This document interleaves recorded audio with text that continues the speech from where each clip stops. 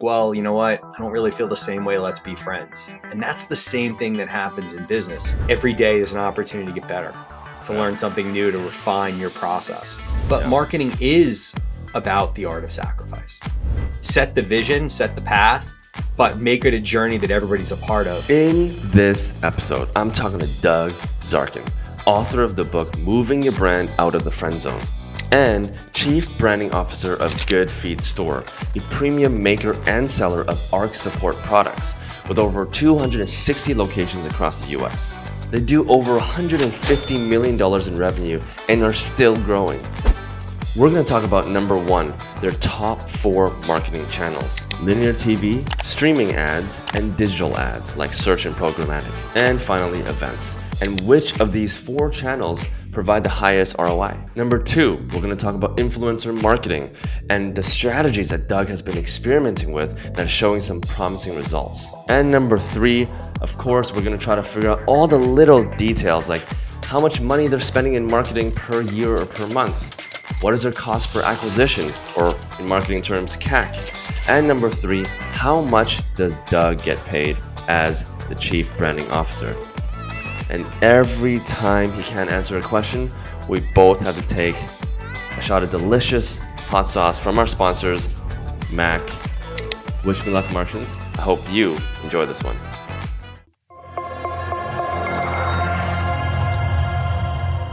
Hello, Martians. Welcome back to another episode of Marketing on Mars. I am currently in Paraguay. So if there's any noises in the background, it's because I'm not used to the setup. But today I'm super excited for this episode because we got Doug Zarking. He's currently the Chief Brand Officer of Good Feet Store worldwide and author of the book Moving Your Brand Out of the Friendzone. We're going to talk about both of these things, I'm sure. Good Feet Store, basically, they make and sell premium ARC support. They have over 260 locations across the USA. Doug, what's up? How you doing, man? Thanks for having me. I appreciate it. Yeah, you're based in New York, is that correct? Based in New York, yeah. I'm coming to you from the East Coast headquarters of Good Feet Holdings, Good Feet Worldwide, and the Good Feet Store, otherwise known as my home office in the basement of my house in Long Island, New York. Exactly. And I see there's a lot of stuff in the background, a lot of sports, right? Yeah. You're a big tennis player. Big tennis player, big sports fan. I've had the privilege of working with athletes my entire career, whether it was in the agency world or on the client side. So it makes for an interesting background. You know, anything better than those fake green screens where you look pixelated. Just a little bit of context and culture. Yeah. Well, before we get into anything, the theme of the show. We're gonna be starting off the show with a shot of hot sauce. I have our sponsor Mac hot sauce. I've kind of compiled all of the Mac 1, 2, and 3 hot sauce into one shot glass. Right. So that's what I got. And I believe you also got some Mac hot sauce. I do. I've got 3 bottles. I've got 1, 2, and 3. It gets spicier. I figured that this may be the shortest interview in the history of interviews. We'll see how it goes. We'll see. We might do the second half in the washroom. Yeah, TBD. Absolutely. Yeah, all good. Good. So I'm gonna. So I've already prepared the shot glass here. All right. Maybe let's start light, and as the interview progresses, I'm just gonna have unfiltered questions for you. Basically, I want to know what's going on, like in the world of marketing, with your book, with Good Feet Store, and every single time you cannot answer a question, we'll level up. We'll go to Mac 2, we'll go to Mac 3, and then we'll just get spicier and spicier. Hopefully we don't get there, but secretly I do hope we get there. But why don't we start with Mac 1? We'll take a look at the woo. All right, I can smell it all the way from here in Paraguay. Man, this is I don't want to hate on the hot sauce people, but wow, this has got a bite to it. All right, here we go. Ready? All right, cheers. Yeah, it's all right. I got it. Oh, that's not bad. That's like nacho hot.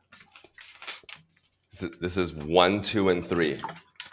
Oh, you did them all together. Yeah, you're nuts. Yeah, I don't know why I did that. That's just dumb.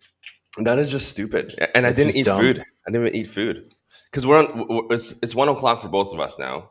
And we're Yeah, in the yeah. same You're time zone. AM. I'm PM. So, good luck going to sleep. I know You know. that might not happen. Yeah. So I did a little bit of digging in your background. So I just want to.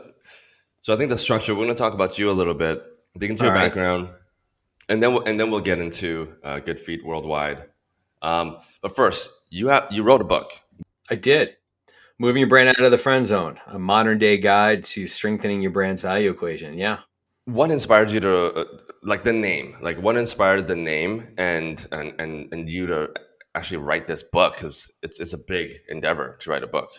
Um, you know, it's funny. The name and the outline I had in about 15 minutes. The book took me about 16 weeks to write. And Mm, for me, the title is really synonymous with what in our personal lives, we've all had situations in our personal lives where we had feelings for somebody and we thought they had the same degree of feelings. And inevitably, when you went in and you made that declaration, they were like, well, you know what? I don't really feel the same way. Let's be friends. And that's the same thing that happens in business with brands.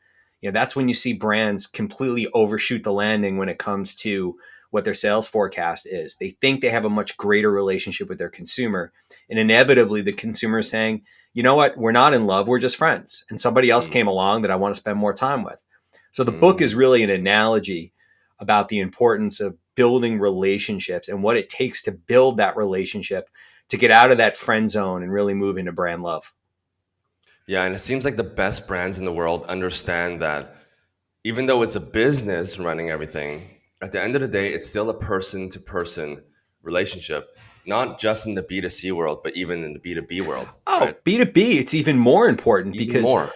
you're dealing with somebody who's going to influence something that's going to go to someone. Mm, And so if you don't think about them and build that trust barometer really high, they can't be an advocate for your brand. They can't be an advocate for your service. And I think that's where a lot of the SaaS businesses fall short is they treat it way too transactional and they don't really think about it as a relationship. yeah. And now, are you guys mostly B2C or B2B? We are almost exclusively B2C. See. We have businesses within the Good Feet portfolio, OS First Socks as an example, Mm, which is a wholesale business. So we sell to third party retailers, but the Good Feet mm. arch supports are sold exclusively through the Good Feet store. So we're really focusing on really making those strong connections. But we have an element of B2B in that we're a franchise business. So we're Yeah, building relationships with those that embody our brand in the neighborhoods. yeah. I looked. I did a little bit of digging with the team. Saw that you have won a lot of awards and a lot of recognition by many different Thank you. organizations. Is there one that you remember the most? Yeah, I think really the first Effie that we won, North American Effie, and the Mm, reason why is because when I joined Pearl Vision 13 years ago at this point, mm, the business was really in a state of free fall. They were really stuck in the friend zone. They had really been using big discounts and deals to drive growth. And that's really emblematic of a brand that doesn't really understand how to build a strong relationship. And so building that platform, by year 3, we started to get real traction. And that was the first year that we submitted our work to Effie's to see if we could be recognized. And that North American Effie, that first one that we received, was really for us symbolic of just being able to say to ourselves, we're not just making a difference in the lives of people. We're not just breaking new ground in the optical world, but we're really getting people who admire great marketing to take note of our progress. And that really, for me personally, was, I guess, the beginning of the journey of, what, maybe I should put all this stuff into a book. My team used to call them Doug-isms. After a while, when you work with people for so long, you start to get very predictable in terms of how you look at things. yeah. When you're presenting to franchisees, you start to get predictable in terms of how you structure presentations. Mm, And just for some great feedback I got, it was time last summer to write the book. wow, that's crazy. Um, you're also we kind of touched upon this. You're a great tennis enthusiast. Yeah. You play competitively, right? I play competitively. I consider myself a really good social player. It's Mm, a sport that I played as a kid, gave it up, rediscovered it, I would say about 10 years ago, and have been through quite a journey. I completely tore my rotator cuff 2 years ago. And so had to go through complete reconstructive surgery and waited out to get an appointment with the lead surgeon who does the ATP tour and got him to literally rebuild my shoulder. The same guy who works on Federer and Nadal and Djokovic, I wanted him to do my shoulder. And, I think it was like 12 weeks after surgery, I was swinging a racket. And Oh about my 6 months God. later, I was back to full strength. And now, I like to joke that I'm bionic for a middle-aged guy. So, Wow. the shoulder's working great and I'm so grateful, but it's a journey. It's a wonderful, wonderful sport. How much does that cost to work with someone that works with literally Federer and Djokovic? Like, how much does that run? You know what? God bless insurance, because he was on my insurance plan, which was epic. That's kind of how I figured out that I could use him, was that I was researching kind of the best orthopedic surgeons in New York. He came up and I looked at his background and he was like, we take Anthem. I'm like, awesome. I have Anthem. So hospital special surgery in Manhattan, pretty good recovery, aggressive physical therapy. And I was back on the court. Awesome. Are you like a 4 out of, like, because it's like a I'm a rating? solid 4-0. 4-0 is like a really good social player. Yeah. 5 is like somebody who plays at a level that usually played in college. Yeah. I'm stuck between like a 4 and a 4-5. On a good day, maybe I can play at a 4-5 level. On a bad day, I could play at a 3-5 level. But that's what makes tennis so great, is that every day there's an opportunity to get better, to Yeah. learn something new, to refine your process. That's awesome. And one last thing before we move to Good Feet Worldwide, we, we've seen you quote this quote in numerous occasions. You always say, if you're the smartest person in the room, then you're in the wrong room. How do you live that in your personal life? Well, In first of professional? all, in my personal life, I married somebody a hell of a lot smarter than me. As I like to say, I married Smart. up That's smart. 21 years this I year. do. In my professional life, it's really how I go about casting a team. Mm, I don't want a team of mini me's. I want a team of folks that bring skill sets and expertise and experiences that are diverse from mine. We have a shared intent. We have a shared passion. I hire for passion. I require purpose and I celebrate progress. That's kind of the recipe for bringing people into my organization. But I have no problem bringing in experts that have a discipline and an experience that it far outweighs me in a particular area. mm, My job as the leader is to bring all these people, marshal those resources, set the vision, set the path, yeah. but make it a journey that everybody's a part of. Because when you reach the mountaintop, if Yeah. you're doing it alone, you're taking a selfie. If you do it with a group of people, you're taking a group pic, and it's a hell of a lot more fun. I love that. I love that. I hate selfies. Like I've never ever posted. I don't post often. Team watching knows this. Like I never post on my personal life about my personal life of just my selfie, like just my face. It's nothing special about my face, but in a group, it looks fantastic. So, all right, let's move in to the company, and maybe we got our first couple of hot sauce questions. All right. So, Good Feed Worldwide. Yep. First of all, I've kind of given a brief little one-liner, but do you want to tell us a little bit about what the company does? And Yeah, sure. So the Good Feet store is really unique in that we offer premium arch supports. And so you're asking yourself, what is a premium arch support? mm, Think about what you buy at CVS. Realize that what that is doing is not factoring in your footprint, the pressure that you're putting on the different part of your foot. It's not factoring in your lifestyle and your needs. And it doesn't change as your foot changes. The Good Feet Arch Support System is a 3-step system. It's a personalized system in that we bring you into our stores for a free fitting. So we'll do measurements on your foot. We'll talk to you about where your pain is. Many of the folks that come to the Good Feet store don't have foot pain. They could have hip, knee, back, or leg pain because it all can emanate from your feet. hmm, And so we'll size them, we'll put together a personalized system. And very similar to braces, it's a 3-step system that allows your foot to actually shift into that ideal foot position. And it's through the movement and the reconstruction of the bottom of the feet that you begin to find relief all the way through the kinetic chain. As our chief medical officer likes to say, it's head to toe. And mm, we have found so much success in not just working with people that are waking up with things like plantar fasciitis, but also athletes that, are putting so much pressure on their back that they're going from the court or the field to the tub because they're just so in pain.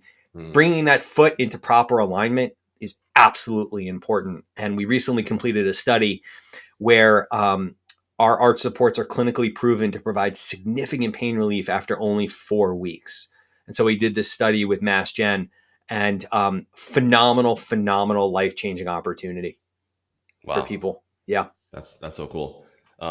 You work with any who's the coolest? Like any first of all, any celebrities use your Yeah, product? I mean, we work with, we have a number of athletes that we work with. Probably the biggest name that most of your audience will be familiar with is a gentleman by the name of Joe Logano, who's NASCAR champion, two-time NASCAR champion. And interesting, Joey can't wear the arch supports while he's driving the car because they're not fire resistant, fireproof, but he wears them during his training.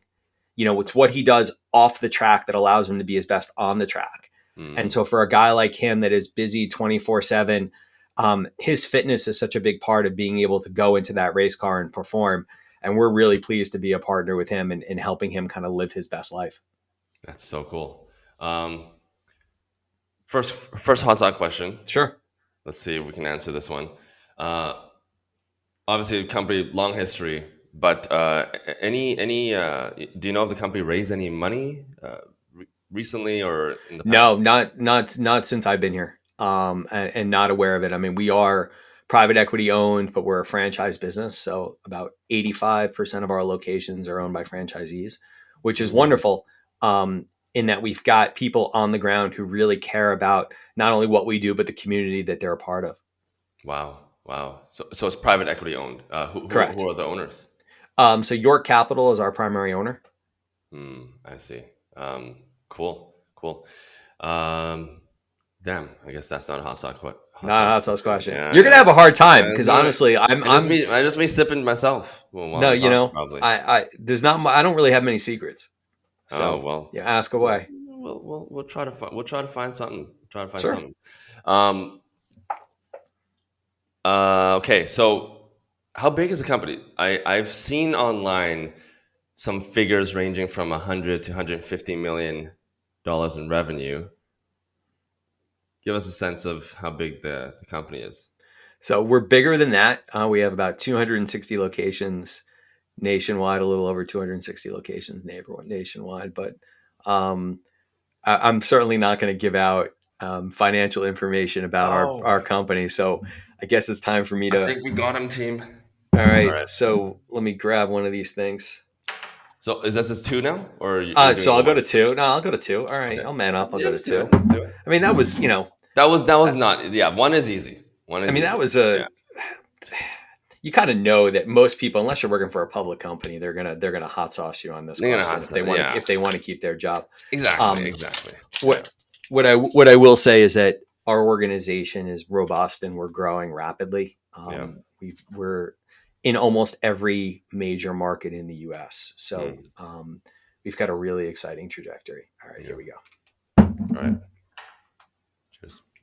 Oh, um, so actually, that one's a little citrusy. That's not bad.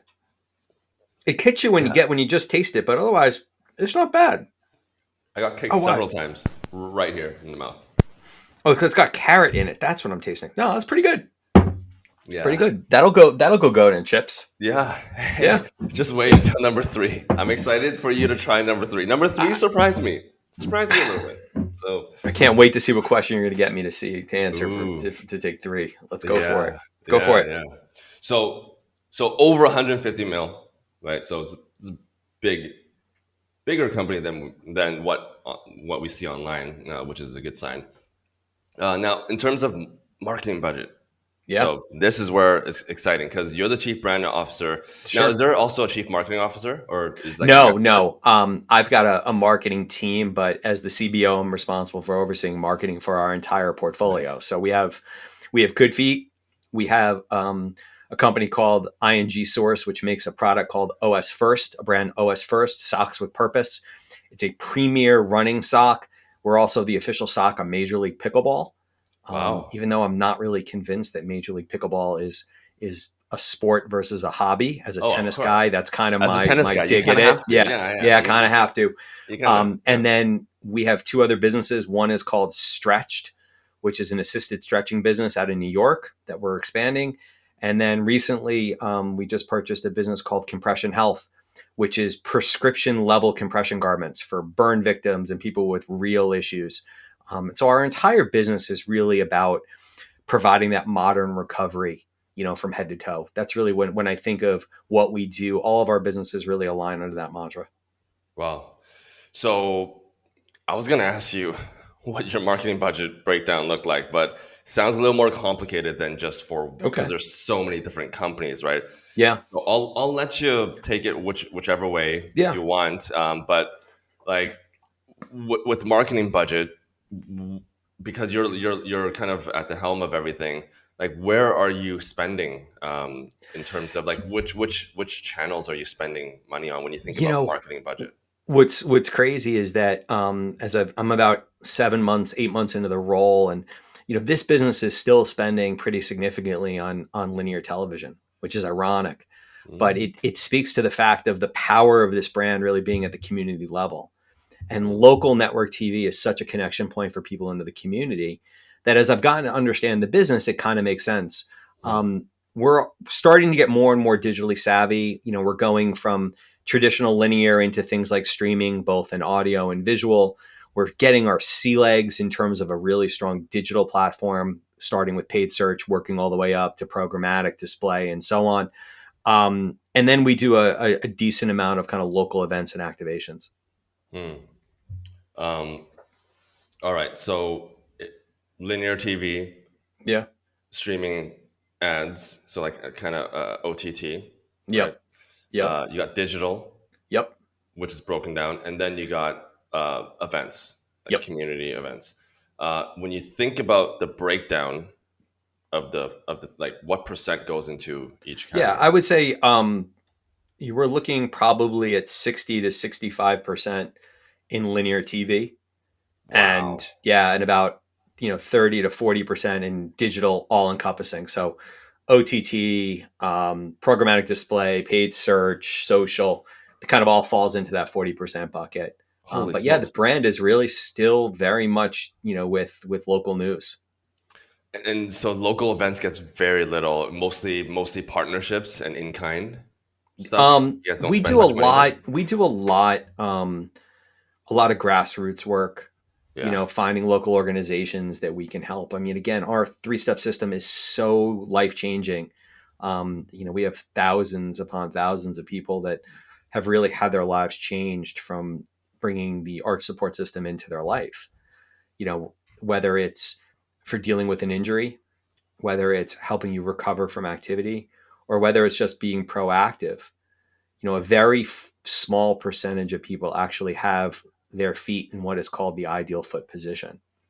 And Mm. that's a big part of what we do is we bring your feet into that ideal foot position that aligns the feet to the knees, to the legs, to the hips, to the back, all the way up the kinetic chain.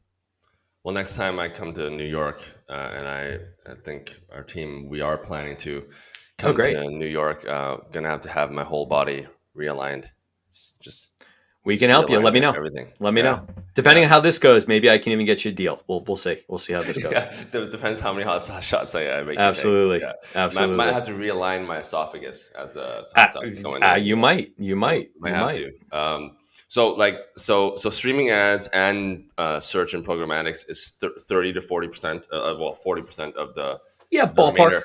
But like, if Ballpark. you were to say, is it like split? Like, is it split evenly between streaming ads and digital, or does digital get more of that spend now? I mean, it varies by franchise. I mean, I'm speaking kind of as a total roll up because I have visibility to the total roll up. Yeah. Individual markets will spend at individual levels. Some will have streaming, others won't. But as a system, as a whole, Mhm. we're getting a lot better and being more diversified. The appreciation for what I call the layer cake.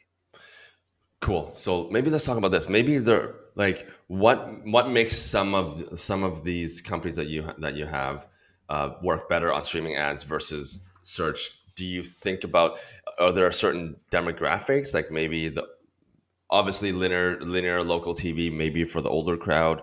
Maybe talk to us about the demographics that you're seeing between the linear streaming and digital, and when you would It decide. It's really for you? demographic agnostic. I mean, you have adults 50 plus that are cutting the cord. You have adults 25 to 50 that are cutting the cord, and vice versa. To me, what makes it a smart outlet is really, what are you selling? What are you Mm, trying to convey? One of the things I talk about in my book is the notion that consumers make emotional decisions before they make rational choices. And mm, so being able to storytell is incredibly effective.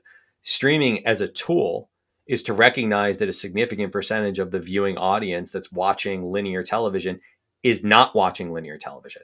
Meaning, take the Today Show as an example. When you mm, buy the Today Show in your local market through the local affiliate, roughly half of the audience that's watching that program is not watching it through a cable box. They're watching it through, whether it's a Roku, whether it's Hulu, whether it's, YouTube TV. And so if you're not availing yourselves of those efforts, you're getting essentially half of the impact that you could be getting for the mm. tools that you want to put out in the market. Yeah.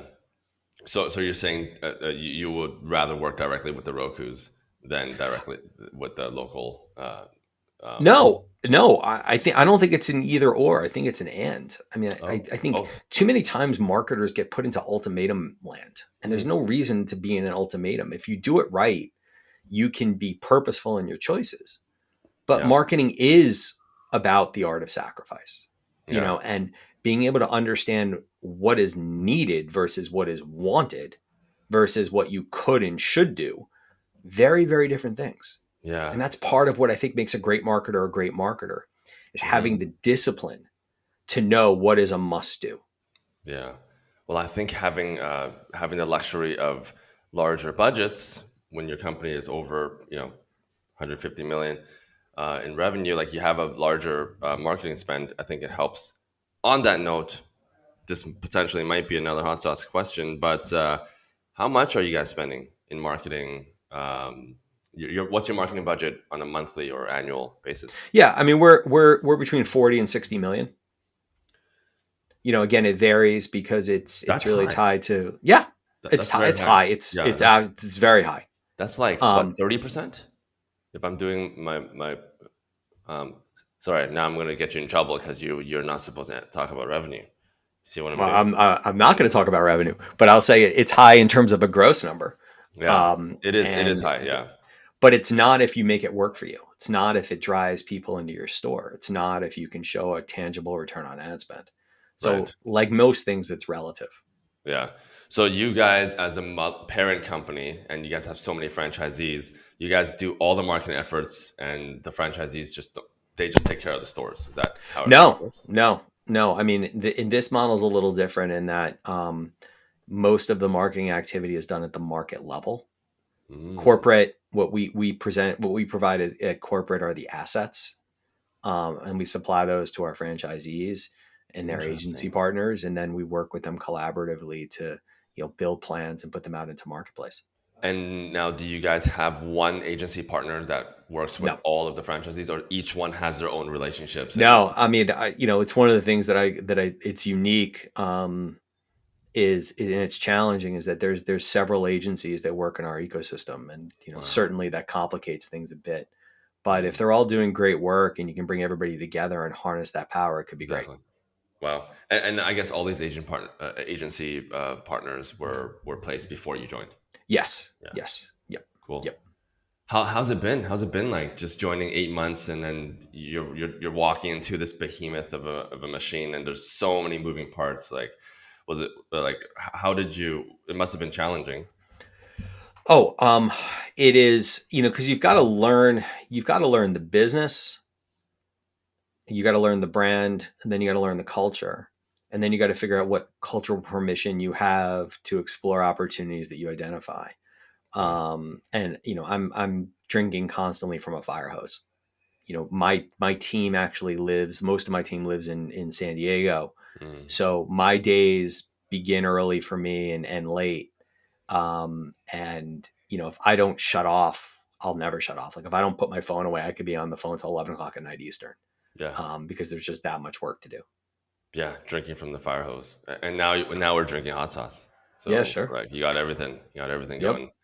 Um, so what do you think have been your top learnings? So we've talked about all the different marketing channels. I'll leave this very broad. Like, what has been your top learnings from working with Good Feet Store across all these different marketing channels? I think that the biggest area of learning for me during my tenure here is the peculiarity of our business. Premium art supports is not something that is ingrained in a consumer that is a need. Mm, It tends to be, I have a problem and I need you to solve it. It's not a proactive care measure like getting your eyes checked or getting your teeth checked. So realizing that we have to educate on the category to win is a bit of a different model for me than I'm used to, because I'm never really a fan of selling the category to sell the brand. yeah. Here, you're selling the need state. You're helping to create that empathetic bond between our brand and the consumer, that we recognize that you're in pain and discomfort and that we have a solution that can help you. And so that is an interesting dynamic that many brands don't have to play, that aren't truly in the drug space. But if you're a health and wellness brand like we are, you have to take on that responsibility of educating and informing, not just emotionally connecting. Yeah, no, that's super super important. Now, you guys work with influencers too, right? You guys do a We have lot a of couple. influencer. We have a couple. We have a pretty strong. We just kicked off our medical ambassador platform, so we have a number of doctors and nurses and physical therapists that we work with, and that's by design, because we want the medical community to be preaching our gospel, in that we're a solution that isn't just left to be the last choice when everything else has failed.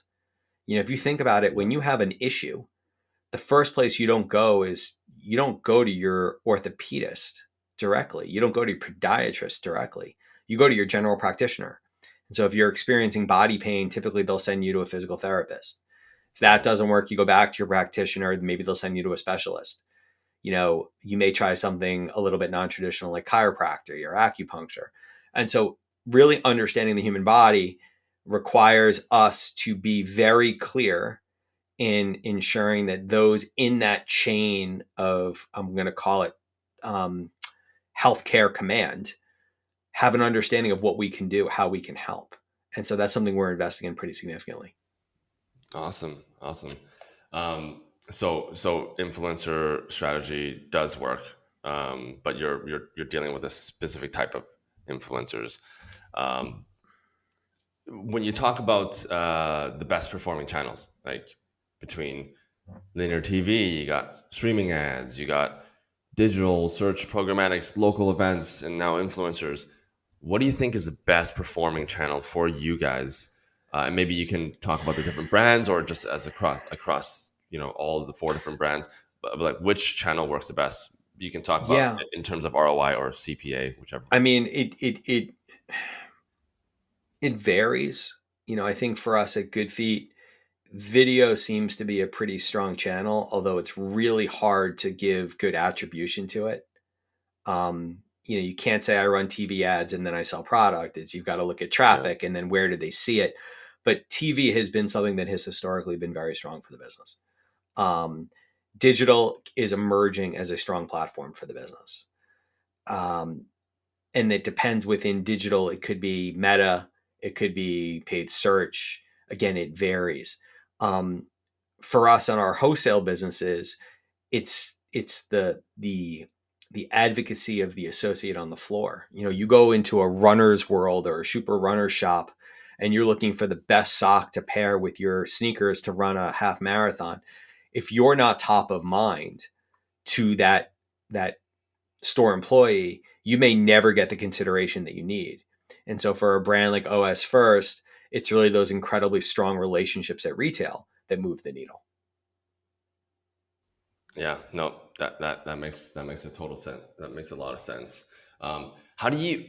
I'm curious. Yeah, it is very hard when you do TV to attribute your spend to the final sale.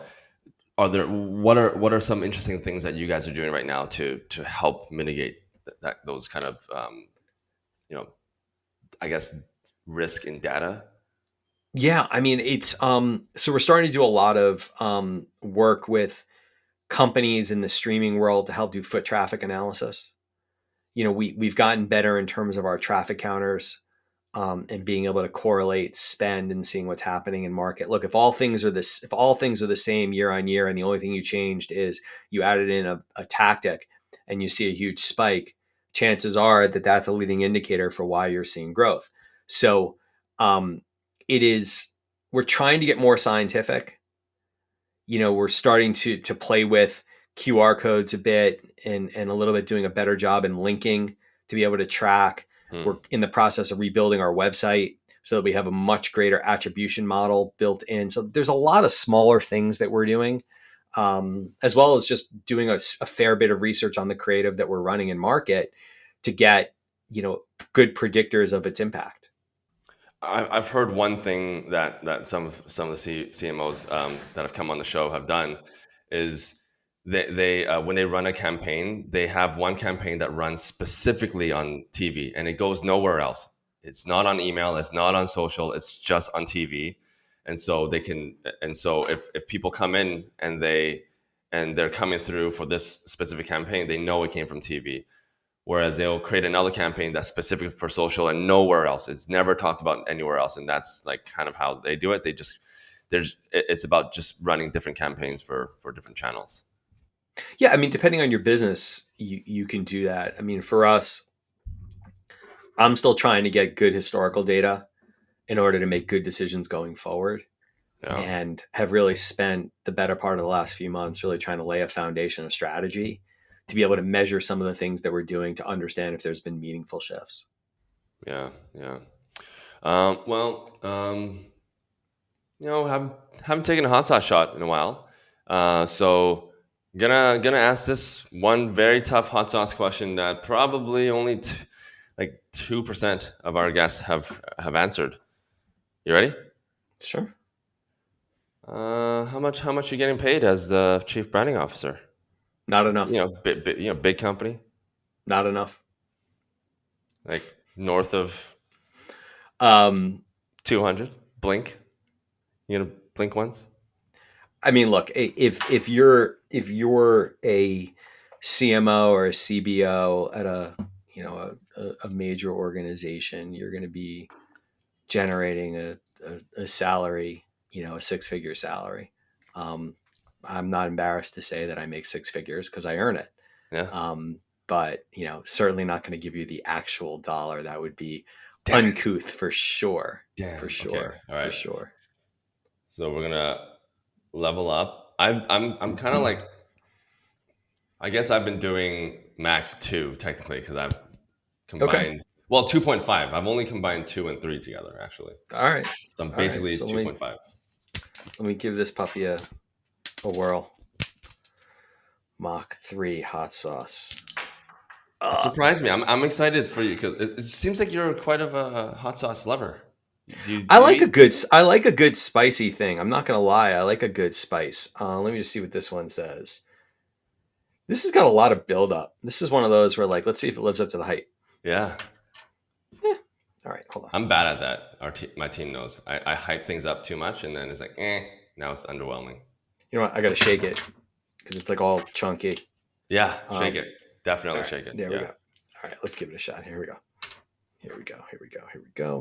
It is a little chunky, it's difficult to come out. Don't you dare get on my keyboard. That would really suck. Cheers.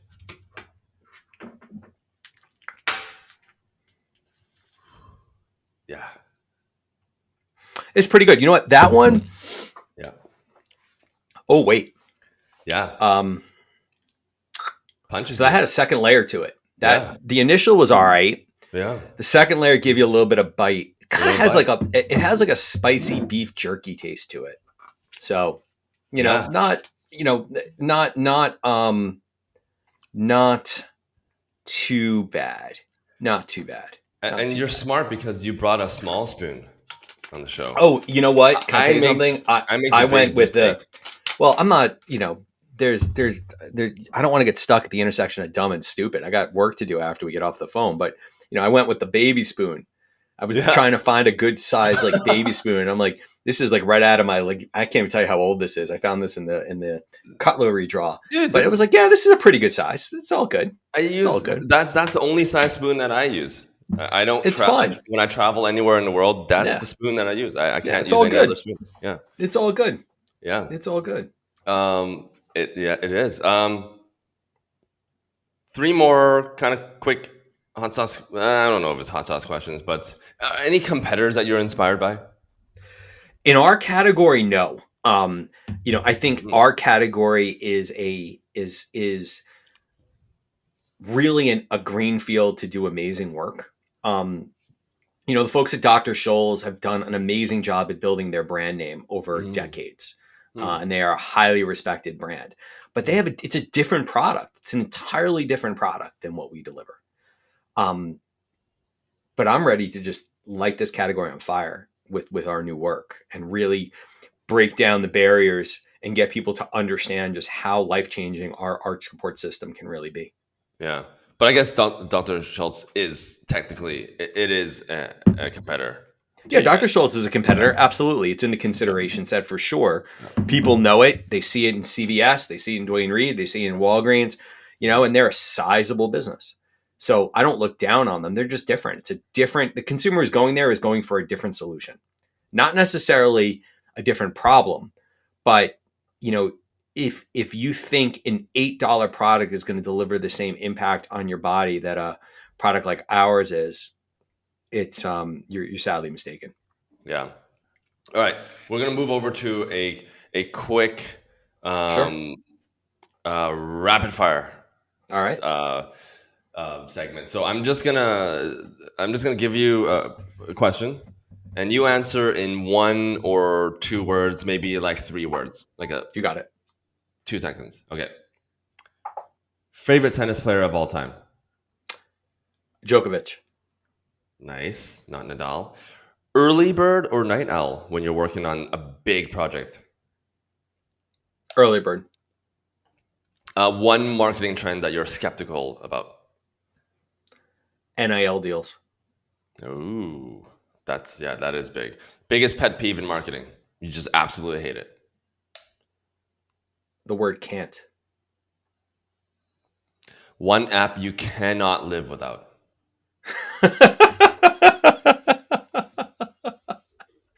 Great question. Geez, I have to say my Delta app. Oh, really? Yeah. Yeah. I travel a fair amount. Without my Delta app, I'm dead in the water. Oh my god. Okay. Um, and I guess, do you have a secret talent? Something that you just like would bust out at like a random karaoke bar or something? As I like to say, I have a unique set of skills. I have this innate ability. I can watch a television show and pick out a character and tell you a show that they were also on. Not like the main character. I'm talking about like dead guy number 3. I'm Wow. like, I do it all the time. It's probably because I watch way too much television, but I was watching a show the other night and they had I think it was one of the medical shows. Yeah. And it was this patient lying in the gurney and he had, he was on screen for like 5 minutes. He was a minor character in the episode. I turned to my wife. I'm like, that's the guy from Breaking Bad. And she's like, no, it isn't. I'm like, yes, it is. Wait till the credits. And sure enough, it was. So I Mm. do that all the time. Wait, you wait until the credits? You wouldn't just, you're not the type to just pause and just go on IMDb and just be like, that's him. Because that's me. I, you know, I'm that annoying guy. I'm that I, annoying guy I'll that get, I stops want to midway get through. verification. Like I want to make sure because I can be wrong. I've been wrong, but more often than not, I'm spot on. Wow. Spot on. Wow. You're a That patient and I dude. probably have the most finely tuned bullshit detector of anybody I know. I can Ooh. smell it a mile away. You can smell bullshit from a Yep, mile away. a mile away. What do you think is what do you think it is? And You know what? what's the secret?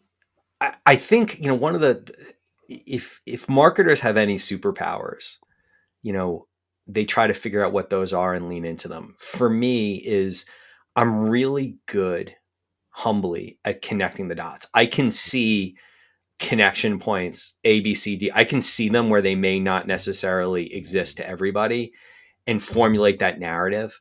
I can also deconstruct an argument, especially somebody who doesn't know how to deliver a PowerPoint presentation. I can do the reverse and look at their narrative and look at the points and realize that what they're actually talking about isn't legitimate. So for me, it's just a matter of how I use that. Like any power, you can use it for good or use it for evil. I try to use it for good for sure. Every once in a while, I'll use it for evil, but I try to use it for good. Yeah, yeah. Um, on that note, like I'm just looking at this funny question on the screen, and I kind of want to. Well, I want to ask you a few more questions before we All dive right, into sure. your personal, because you've worked with a lot of companies and clients, and in the past, you have any like horror stories? Just like Oh, a lot. stories A that are lot. shareable. Oh Otherwise, yeah. I mean, I'll give you one of my most classic fuck ups of all time. So I was relatively young in my career, and I was tapped to co-found the youth and entertainment division of, at the time, the largest private agency in the world, which was Gray Advertising. And how old were so you at the I time? was 27. And one of our biggest clients was Warner Brothers Theatrical and Home Video. And we were brought on board to develop the strategic roadmap for a new franchise that they were launching from an unknown author in the UK named J.K. Rowling, and the franchise was Harry Potter. And so we developed the brand architecture for the consumer products division of Warner Brothers, so that they wouldn't have a situation where they overdid it with the first book, and by the time the third book came out, nobody cared about the movie. They wanted to be very, very um, purposeful in their decisions as to what partnerships to proceed with, what products to develop from the franchise. And one of the lead clients, his name was Vito, Vito. And I am notorious, even today. I am a multiple assault and battery victim of autocorrect and spell check. I cannot spell, and I have probably a rap sheet that is as long as my arm of just terribly embarrassing typos. And so what I didn't realize was that all of my emails, because I would do autocorrect and then send, all of my emails kept turning his name from Vito, Vito, into video, Video. And Wow. I didn't realize it until he sent me a FedEx package with a not so nice note, printed out my emails and circled them. And he said, "This joke isn't funny." And I had no idea what he was Wow. talking about until I saw the emails and then went into my Microsoft Outlook and realized that there was a setting that had changed his name. And I was mortified. And I was the head of business development and client services. So it was not a good look. But I owned it, and Hmm. I told him what happened. And, I wouldn't say he was very nice about it, but he's like, okay, you know, but yeah, that's definitely a big one. Wait, so you worked on Harry Potter, the Harry Potter Yep. series? Yep. Yep. We did all of the. Oh, We were responsible for working with Warner Consumer Products on laying out the crazy. brand architecture, the strategic roadmap for how they were going to build things from the property and turn them into real consumable things. So, whether it was guiding them on to not just put Harry Potter's face on a chocolate bar, but to actually create the products from the movie, to don't sign a strategic deal with EA to do a Kidditch video game, things like that. That was all part of our strategic remit.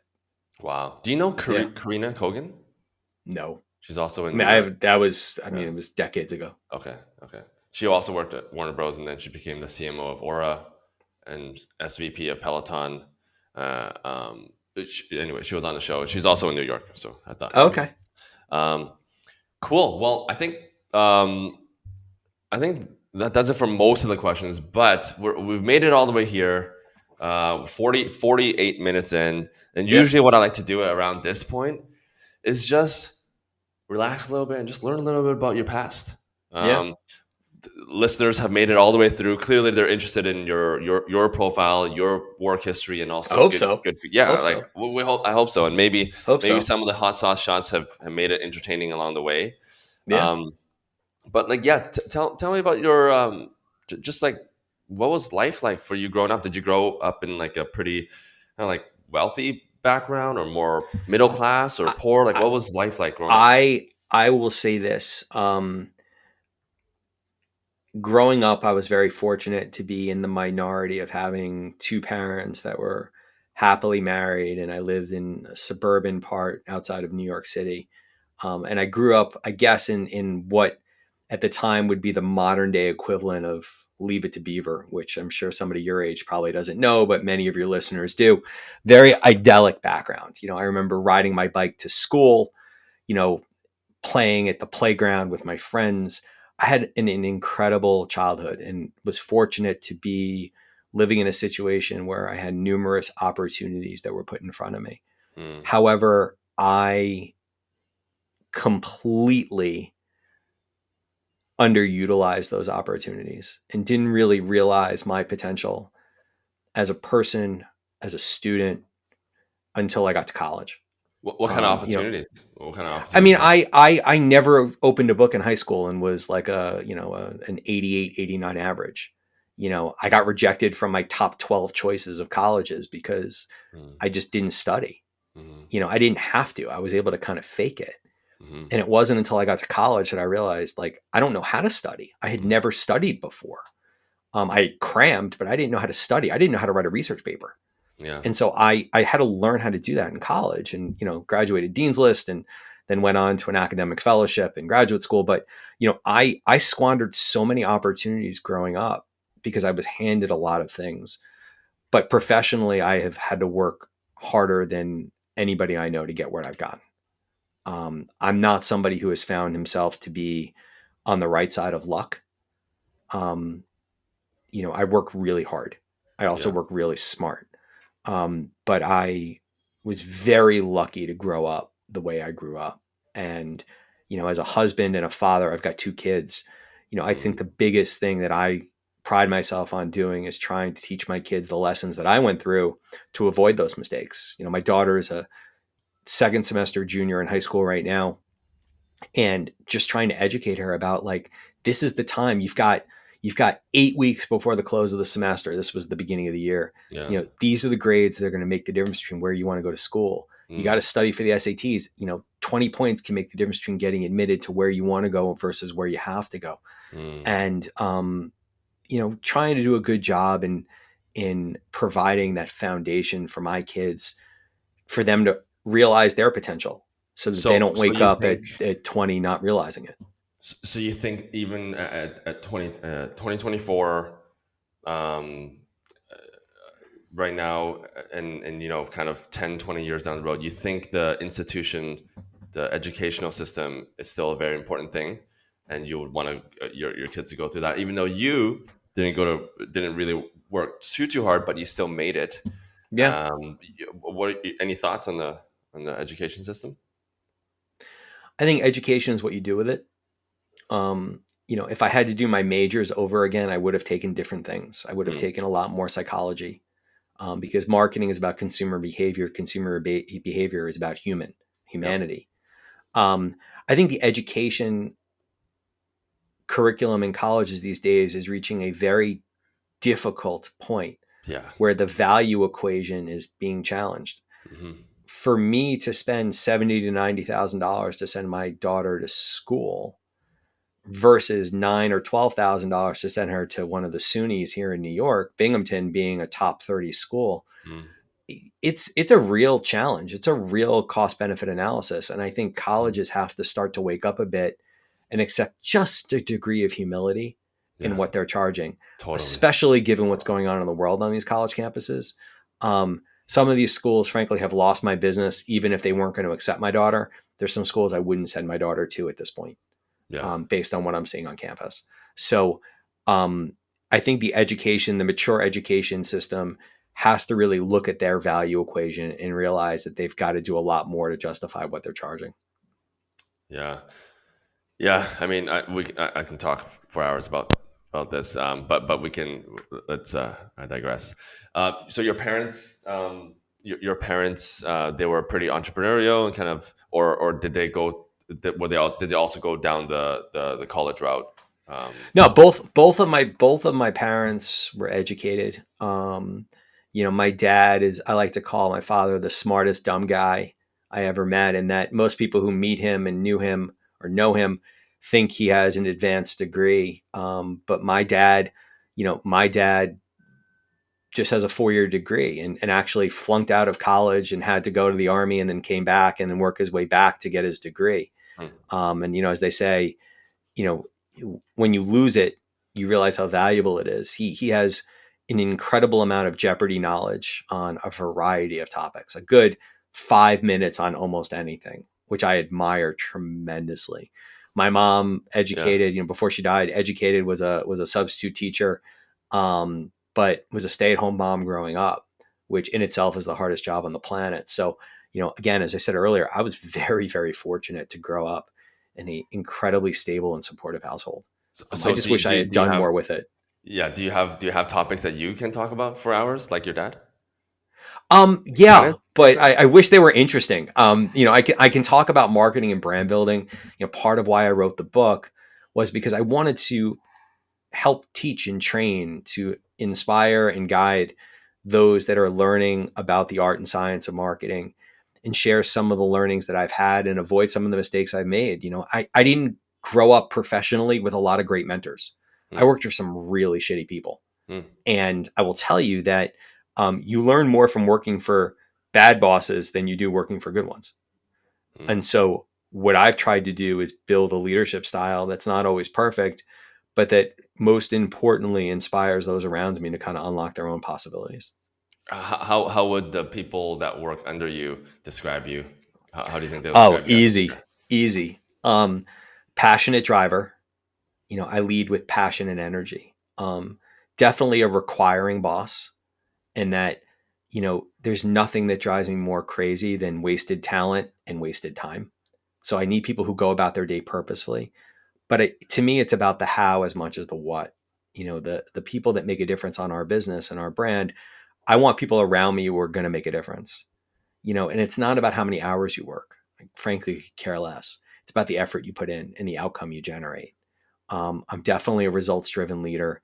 I take what I do seriously, but I don't take myself seriously.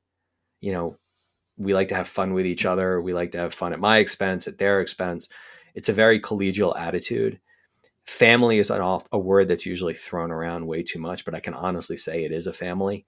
Mm. I know about What's the most fun you've had with your team in the last, like, say, my new 3 team. months? Yeah, yeah, You last know, 3 months. I got to be honest. It sounds so ridiculous, but about a month ago, I was in San Diego, and I was going to the airport. I think I had a 9 o'clock flight, Yeah. and it was about 4:30. And I said, "Guys, you guys just want to go for a drink and drinking appetizers?" And so we went to this little dive joint on the beach in Del Mar, and we just sat up on the roof and got drinks and appetizers, listening to this guy play guitar, and just hung out and was like staring at the ocean, and we just laughed, like wet your pants funny. And it was not a huge event. It was just, I think maybe it was like $150 for the six of us or seven of us. And we Oh just yeah. kind of talked about life and kids and dating and marriage. And it was just no work. I think we talked about work for like 5 minutes, but it was just a chance just to get together as human beings. That's how it should be. It, Yeah. it's how it should be. And it doesn't necessarily require you to be live. It requires you to make time. Yeah. I start off every status meeting on Monday, which is my team status, with 10 minutes of just tell me about your weekend. Mm. Like who Yeah. did what? Usually sharing an anecdote or pictures of something that happened to me and getting a good laugh from everybody. And then we kick in. Yeah. Yeah. Well, Doug, this has been a ton of fun. Thanks, man. We're reaching the hour. In a few minutes, we'll have the team back up and we'll chat a little bit. But really appreciate you coming on. We'll definitely have to do round two again when you get Yeah. deeper into your role, right? When you Cool. get deeper into your role and do more stuff. Yeah, what maybe leave? I'll give you like a 30, 60 seconds just to talk about, like, if people were interested in hearing more about what you're doing. Just maybe plug a couple of things that you're doing, and Yeah. where can people keep updated with your life? Well, I got to shill the book for a second. So Moving Your Brand Out of the Friend Zone is available at Amazon, both in paperback and Kindle. I'm not doing an audiobook because, as my wife said, nobody wants to listen to you for 5.5 hours. I don't blame them. You can find information about me and what's going on at my website, www.dougzarkin.com, or on LinkedIn. Having a last name like Zarkin make it pretty easy to find. So you can get a hold of me on my social channels, and I hope you'll give the book a shot. Again, whether you're young in your career, whether you're looking for a little bit of a guidebook to help you on your way, or you're looking for an interesting read or something to hold a lounge chair next time you're on vacation, take a look at it. It's something I'm really proud of. I'm excited about it, and I hope it makes a difference. I hope something from it makes a difference in how you live your life and how you build the businesses that you're charged with building. Yeah, I think we're gonna have to get copies for our team as well. So we'll try to figure that out. But Doug, appreciate you. And thanks, man. We'll get you on soon. You got it, buddy. Have a great one. Thanks, everybody.